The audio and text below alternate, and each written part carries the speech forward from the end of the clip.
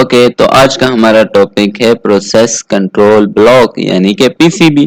तो बात करते हैं पीसीबी के बारे में। प्रोसेस के बारे में हम पहले ही डिटेल में बात कर चुके हैं, मैं रिपीट कर देता हूँ।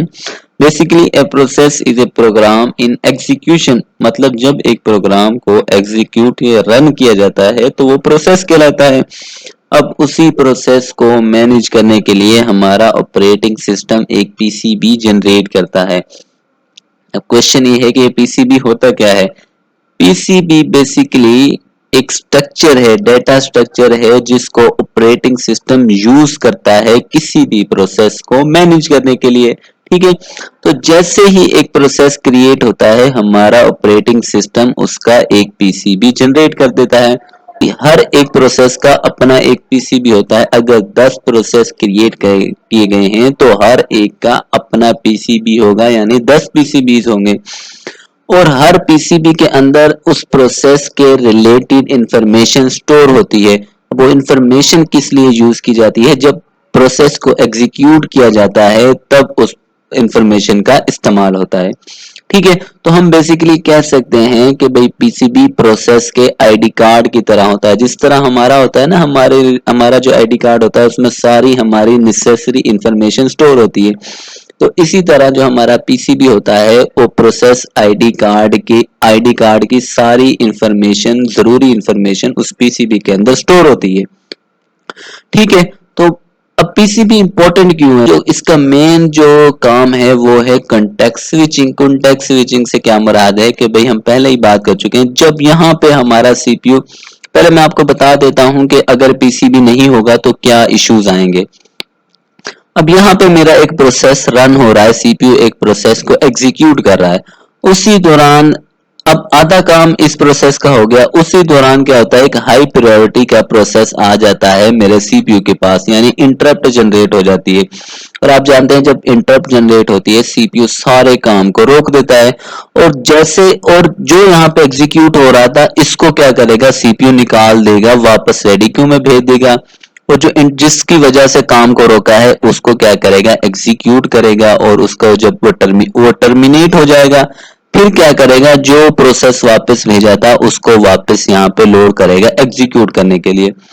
तो अब पीसीबी तो है नहीं, तो ये क्या करेगा, दोबारा से जहां से प्रोसेस पहले स्टार्ट किया था फिर उसको वापस भेज दिया, अब दोबारा से जीरो से दोबारा से स्टार्ट करेगा। अब मिसाल के तौर पर दूसरी दफा एग्जीक्यूट हो रहा है, फिर कोई प्रोसेस आ जाता है तो फिर जब दोबारा से वो प्रोसेस आएगा फिर जीरो से स्टार्ट होएगा। इसी प्रॉब्लम को खत्म करने के लिए हमारा आता है पीसीबी। पीसीबी क्या करता है कि जब कोई इंटरप्ट आती है तो जब सीपीयू इसको निकालता है इस प्रोसेस को, तो पीसीबी के अंदर वो सारी इंफॉर्मेशन स्टोर हो जाती है जहां पे उसने स्टॉप किया था।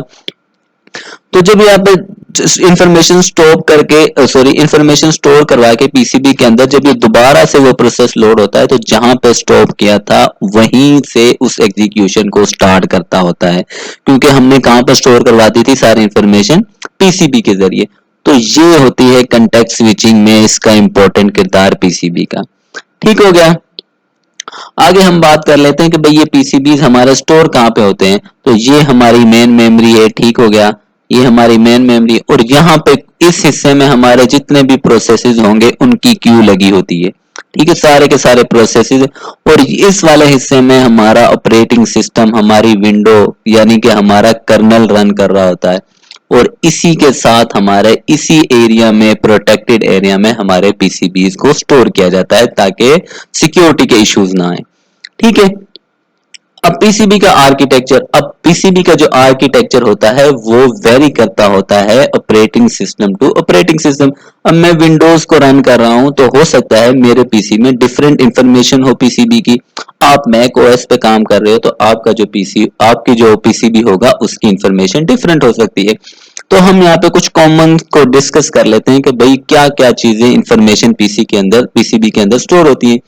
सबसे पहले आ जाता है हमारा प्रोसेस आईडी। ठीक है, हर प्रोसेस की एक प्रोसेस आईडी होती है जो ऑपरेटिंग सिस्टम उसको असाइन करता है ताकि दूसरे प्रोसेसेस से अलग से उसको डिस्टिंग्विश किया जा सके, उनकी पहचान की जा सके। बिल्कुल इसी तरह आप किसी कॉलेज या यूनिवर्सिटी में हो या आप कोई कंपनी में मुलाजिम हो, आपकी एक आईडी होती है, आपका एक रोल नंबर होता है, इसी तरह प्रोसेस की भी एक आईडी होती है।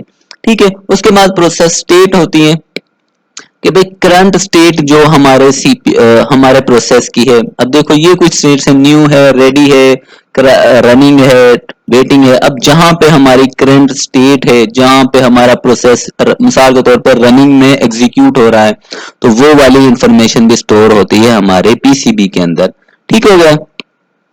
उसके बाद हमारे आ जाती है प्रोग्राम काउंटर। प्रोग्राम काउंटर में क्या होता है कि भाई जितनी हमारा जो प्रोसेसेस होता है उसमें एक से ज्यादा इंस्ट्रक्शन होती है। जैसे हमारा प्रोग्राम में एक से ज्यादा इंस्ट्रक्शन होती है।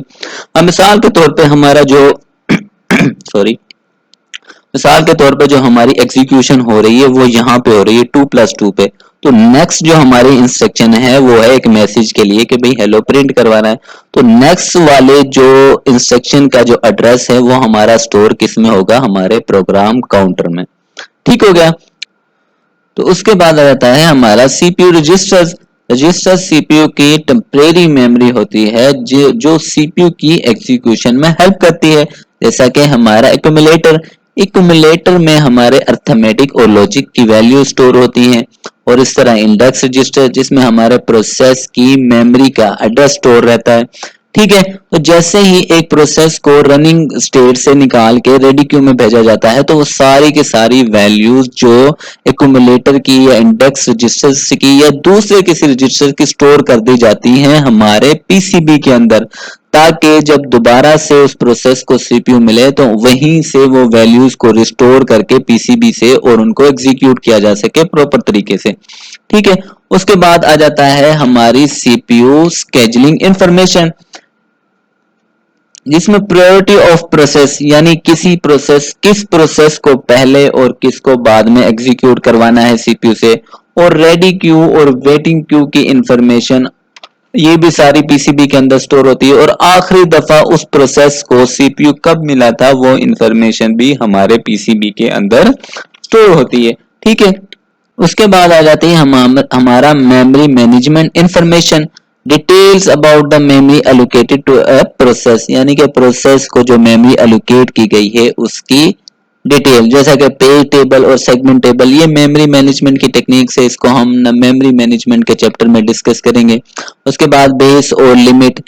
बेस बेसिकली जो जहां से हमारा एड्रेस मेमोरी प्रोसेस का जो मेमोरी का एड्रेस है जो स्टार्ट होता है उसको बोलते हैं हम बेस। और लिमिट होती है कि भाई वो कहां तक रेंज है उस एड्रेस की।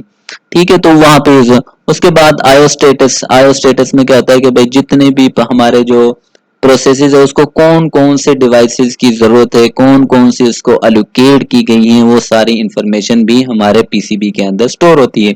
उसके बाद आ जाती है हमारी अकाउंटिंग इंफॉर्मेशन कि भाई इस प्रोसेस ने कितना सीपीयू को कंज्यूम किया है और इसका मैक्सिमम टाइम लिमिट क्या है, और इसने कब वो प्रोसेस स्टार्ट किया था, कब एंड होगा या एंड किया, ये सारी के सारी इंफॉर्मेशन स्टोर होती है हमारे पीसीबी के अंदर। ओके। तो ये था आज का सारा हमारा टॉपिक पीसीबी के डिस्कशंस। अगर कोई क्वेश्चन हो तो लाजमी पूछेगा और सब्सक्राइब लाजमी कीजिएगा। ओके, अल्लाह।